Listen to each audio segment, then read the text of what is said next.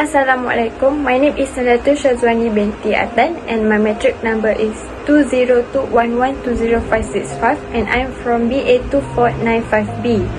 And the purpose of this video is to present about the effect of pandemic in financial situation in Malaysia. I will start with the introduction. There have been numerous infection diseases discovered over the years, and some of them have turned into the worst nightmare when they spread outside of a specific geographic area and eventually become pandemic. There's currently no vaccine or specific antiviral to treat COVID-19 patients, according to World Health Organization, which declared COVID-19 to be the most recent pandemic in March 2020. The COVID-19 pandemic has disrupted millions of people's daily routine throughout the world and slowed down trade, commerce, and other aspects of the company. As part of its effort to stop the spread of the COVID-19 infection, the Malaysian government launched the movement control order on March 18, 2020. Then, beginning on May 13, 2020, Malaysia entered a conditional movement control order until June 9, 2020, and on June 10, 2020, Malaysia entered a recovery movement control order which was extended through December 31, 2020. The long journey of MCO has presented a number of difficulties for the business, including a lack of customer and a lack of funding for paying rent and staff salary. Businesses that are unable to function cannot survive, which contribute to an increase in job losses in Malaysia. Small and medium-sized businesses are the main client of banks, so as soon as they perform poorly, this will affect the bank's performance as well. The government regulatory and oversight action during the pandemic in Malaysia have had an impact on the financial institution, including the banking sector in terms of loan growth, earning liquidity and provision. Because Malaysia is a hub for global Islamic finance, this assignment aims to highlight the effect of pandemic in financial situation in Malaysia and the main impact on the banking industry as a result of the COVID-19 outbreak. Next, I will continue with the COVID-19 virus cases in Malaysia. The COVID-19 began on December 12 in Wuhan City, Hubei Province, China. Within a short period of time, it spread beyond Chinese border and impact more than 163 nations, including Malaysia. Three Chinese nationals who entered Johor Bahru through Singapore were the first COVID-19 cases to be reported in Malaysia, when a religious mass gathering with 16,000 participants from different countries took place in Sri Petaling Mosque in March 2020. The number of COVID-19 cases increased significantly. As a result, Malaysia was noted as having the most COVID-19 positive cases in Southeast Asia. By informing the public about the infection accurately through a variety of channels, including MOH Crisis Preparedness and Response Center hotlines, press release, and live press conference by the Director General of Health, the Ministry of Health significantly contributed to the control of COVID-19 spread.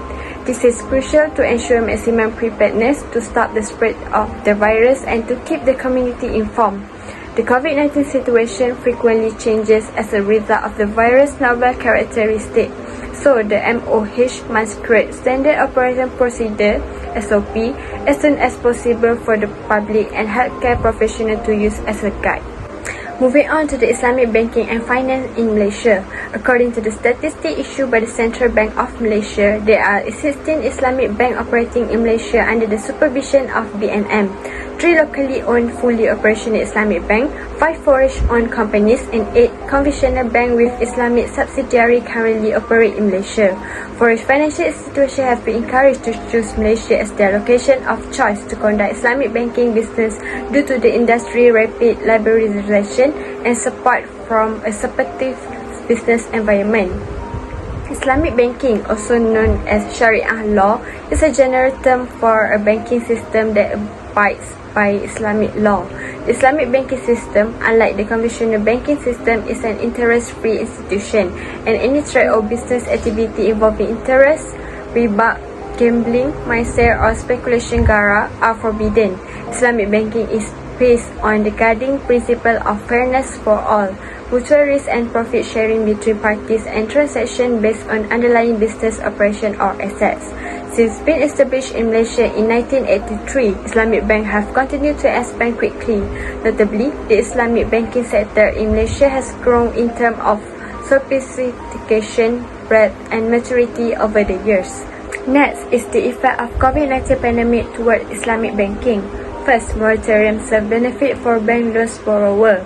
When Malaysia Prime Minister Tan Sri Muhyiddin Yassin announced this financial relief measure in late March 2020, it became the first nation to enact a 6-month moratorium.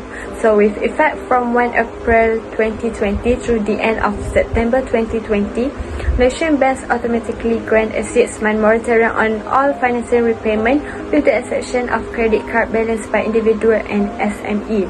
A borrower is not required to make monthly debt repayment to the bank during this moratorium period, as this initiative benefit about 70% of the total financing for Islamic bank. It was anticipated that the moratorium would give them some breathing room. The goal of this initiative was to keep money in household and lessen the burden on those who were directly impacted by the pandemic. Many Islamic banks in Malaysia have reacted to the announcement of the moratorium by acting proactively to deal with their customers regarding the moratorium package. To explain the moratorium on Islamic hire purchase and Islamic fixed rate financial product, they begin contacting their customers. This include giving advice on specific issue like term change, which might include revised installment. Some do after the 6-month moratorium expired and revised. According to the scenario, COVID-19 affected a large number of people and business in Malaysia, and they urgently required the moratorium facility. Second is the lower overnight policy rate affected Islamic bank performance. One of the ways Bank Negara Malaysia has recently helped speed up the economic recovery following the COVID-19 pandemic is by lowering the overnight policy rate. The decrease in OPR has a number of effects on both the general public and the banks. The local bank award modify their business lending rate and base financing rate in response to a lower OPR. By lowering the cost of borrowing money or refinancing an existing loan, this will indirectly affect the interest rate. Therefore, the bank will reduce the borrower monthly repayment or installment by adjusting the interest rate for existing floating rate loans. As a result, the new loans will also adhere to the current low rates. On the other hand, a lower OPR also means that interest rate will be lower for investment in saving account and fixed deposit account. According to BNM, Malaysia economic activity have started to recover and shrank significantly in the second quarter of the year following the economy gradual and progressive reopening beginning in early May 2020 following the MCO. Because of the COVID-19 pandemic, with the reduction in the OPR offer additional policy stimulus to quicken the pace of economic recovery. Third is special relief fund for SME customer. Most businesses, including SME, have experienced a significant economic downturn as a result of the global COVID-19 pandemic. As a result, the Malaysian government through BNM has taken steps to ensure their survival during this trying time and to reduce the impact of this outbreak cascading effect, particularly in light of the restriction placed on their ability to operate during the MCO, which lasts 4 months. Interested SME could apply for financial aid for the bank totaling billions of ringgit through commercial bank, Islamic bank, and development financial institution governed by BNM. The Special Relief Fund is the most notable BNM program for Malaysian SME affected by COVID-19. This fund goal is to help alleviate short-term cash flow issues so that SME can continue operating in the market and protect employee jobs. Moving on to the initiative planned by the government in developing financial institutions during the pandemic. The government has unveiled 8 packages since the pandemic first reached the country shore in addition to Budget 2021. As of the end of July, over 260 billion ringgit had been distributed overall, helping 2.4 million businesses as well as over 20 million rakyat. In that regard, the banking sector has played a crucial role in preserving livelihood while supporting the larger economy. The banking industry implemented the deferral of all performing loans for a period of 6 months up to September 2020 as part of the pre-Hatin assistance package, as well as the conversion of outstanding credit card balance into a 3-year term loan with lower interest rate. The overnight policy rate has been decreased by 125 basis points since January 2020, which is another important economic stimulus measure.